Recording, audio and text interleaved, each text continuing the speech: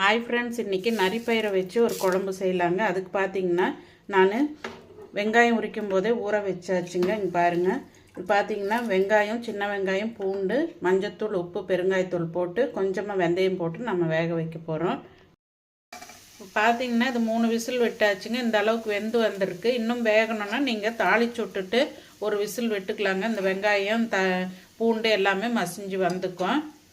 இப்போ நாம் நெய் விட்டு கடுகு, சீரகம், தாளிப்பொடகம், அதுக்கப்புறம் பார்த்திங்கன்னா கொஞ்சமாக பெரிய வெங்காயம், கருவேப்பிலை, தக்காளி போட்டு வதங்க விடுறோங்க. இது வதங்கினதுக்கப்புறம் நம்ம குழம்பு பொடி போட்டுக்கலாம். அதுக்கு புளி அவசியம் இல்லைங்க, தக்காளியோட புளிப்பு சுவை தான்.